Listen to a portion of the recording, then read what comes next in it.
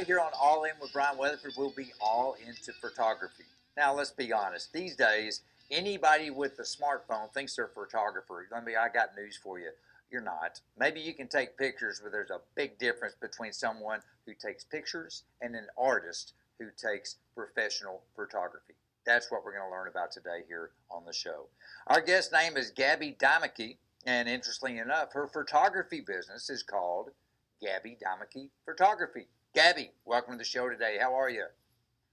Hey, thanks so much for having me. I'm super excited to be on. Well, I'm super excited to learn about you and what you're up to. So before we get to where you are today, let's back it up just a little bit because you have a rather extensive, dare I say, international photography background. Tell me about that.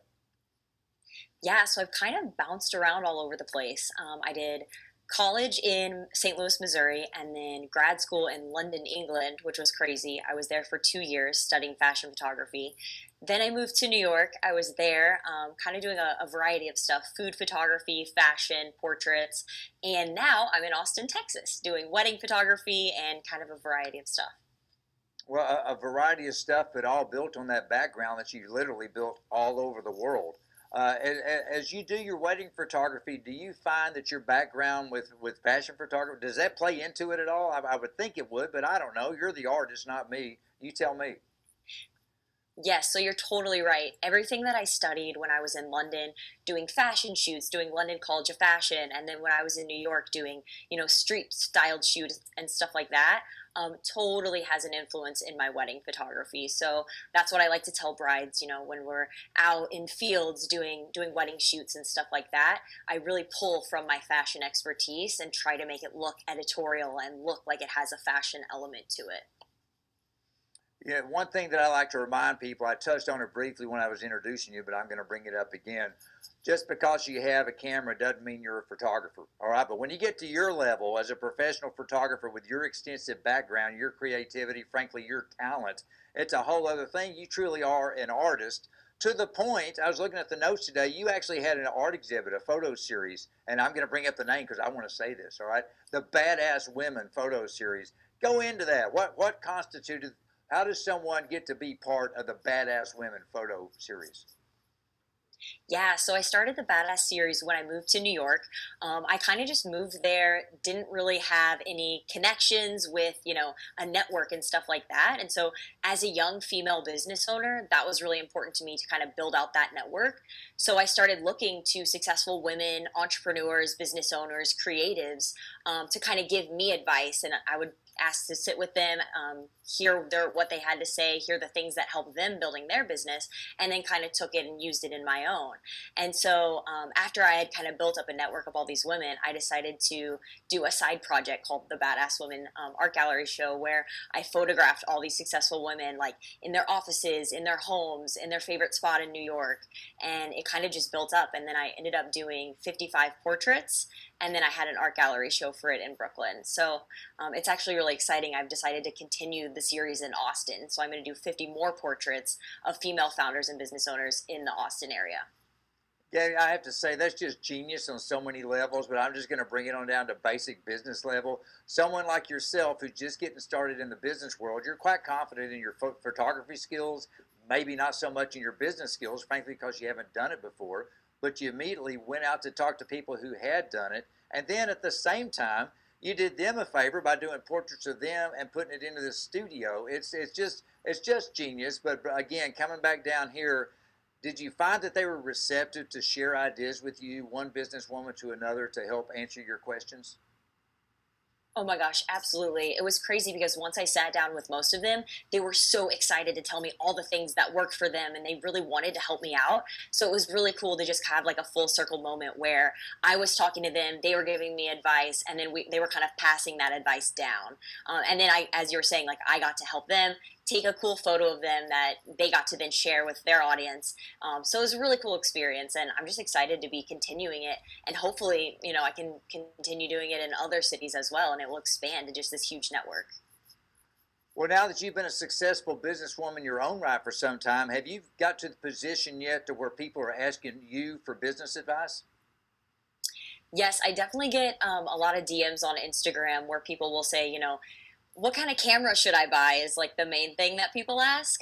But they'll also ask, how do I start my photography business and stuff like that. And one thing I like to tell people that who want to start in the photography scene and kind of get into it is you don't have to study it in college to be a photographer. It's really something that if you get a camera and you practice your skill, you can get really good at it and don't really necessarily need that formal training.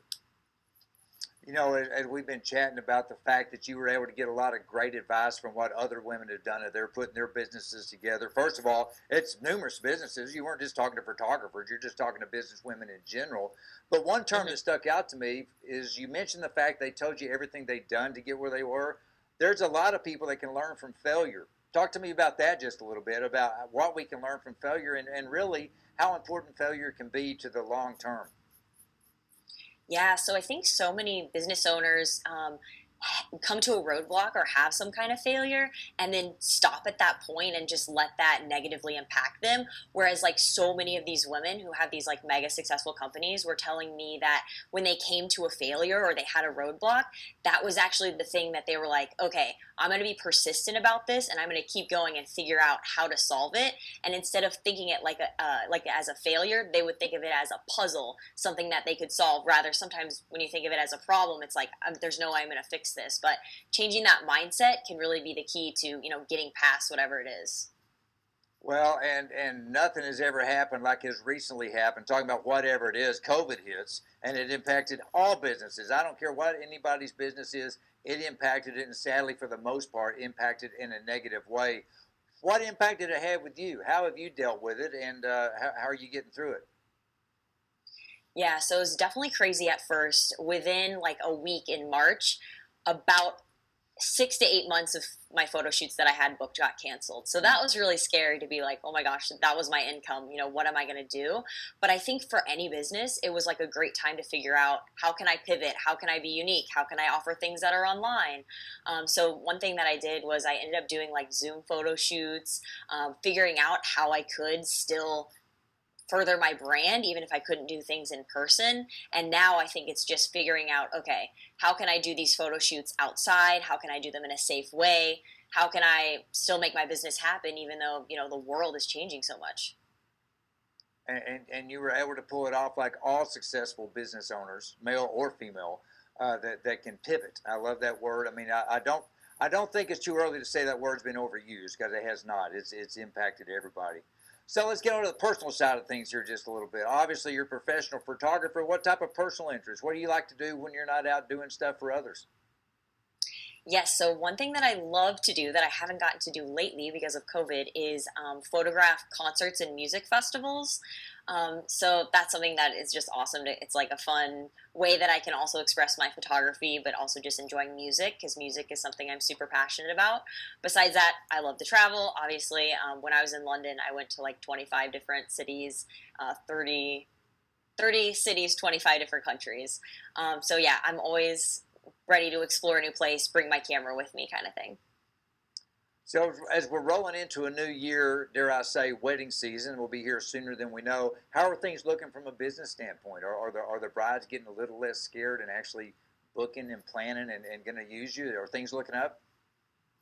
Yes, so I'm happy to report that, especially with all the good news about the vaccine that's been coming out lately, brides are definitely ready to book like summer and fall weddings, and even starting to plan 2022 weddings. So I'm definitely booking for end of 2021 and 2022 now, all over the Texas area, and I would love to talk to any newly engaged folks and brides that are planning weddings in Texas and Austin area.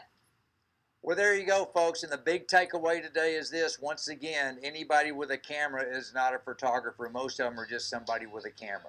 You need to get a professional photography to record those once-in-a-lifetime memories, so they'll be here with you forever.